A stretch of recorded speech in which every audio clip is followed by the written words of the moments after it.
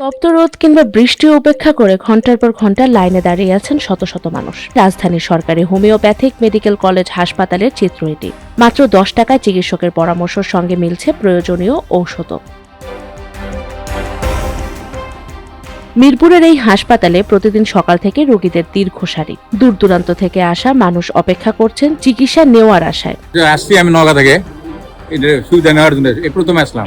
এটা আমরা এই ভিডিওর মাধ্যমে জানছি, আপনার ইউটিউবের মাধ্যমে জানছি। সামাজিক যোগাযোগ মাধ্যমে হাসপাতালের সেবার ভিডিও ভাইরাল হওয়ার পর থেকেই রোগীর সংখ্যা বেড়েছে কয়েক গুণ।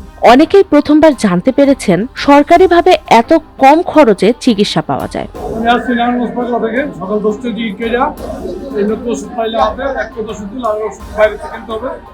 সেবা মান ভালো, আরো ভালো বানাইতে ফ্যান ডিস্টার্ব ফ্যানগুলি ঠিক করতে মানুষ ঘরে মস্তিষ্ক এখানে মানুষের সেবা পায় ভালোভাবে। সরকারের কাছে আমার আবেদন।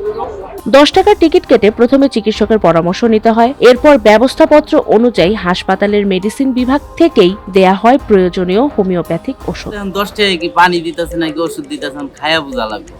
আমার তো মনে হয় 10 টাকা কোনো ওষুধ নাই, কারণ এটা প্যারাসিটামল কিনতে গেলে টাকা লাগে 5 টাকা।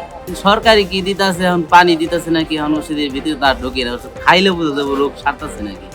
তবে রোগীর চাপ বাড়ায় দেখা গিয়েছে নানা সংকট। পর্যাপ্ত বসার জায়গা, সুপেয় পানি ও পরিচ্ছন্ন শৌচাগারের অভাব রয়েছে। চিকিৎসকও তুলনামূলক কম হওয়ায় দীর্ঘ সময় অপেক্ষা করতে হচ্ছে রোগীদের। আমি ফেসবুকে শুনে আসছি আজকে প্রথম মাজার ব্যথার জন্য, কিন্তু দেখলাম প্রথম যে মাছি মশাও বসে না হসপিটালে। আজকে সাথে মাছি মশা তো দূরের কথা, রুগী দাঁড়ায় না পর্যন্ত জায়গা নাই, আর পানি খাওয়ার ভালো বিশুদ্ধ পানি নাই। সকাল 9টা বাজে আইসা সিরিয়াল ধরে টিকিট কাটছি, এখনো ডাক্তারই দেখাইতে পারি না, বেলা 1টা বেজে গেছে। মাত্র 10 টাকায় চিকিৎসা সাধারণ মানুষের জন্য বড় স্বস্তি। তবে বাড়তি রোগীর চাপ সামলে দিতে জনবল বৃদ্ধি এবং হাসপাতালের অবকাঠামোগত উন্নয়ন এখন সময়ের দাবি। সবচেয়ে বড় চ্যালেঞ্জ হলো যে আমাদের এখানে লোক সংকট, লোকবল সংকটের কারণে মূলত চ্যালেঞ্জটা তৈরি হয়েছে। তাছাড়া যে পরিমাণ রোগী আছে আমাদের এখানে দেখে ওষুধ দেওয়া বা সার্ভিস দেওয়া এটা অসম্ভব কিছু নয়। যদি সঠিক ম্যান পাওয়ার থাকে তাহলে এটা সম্ভব হবে।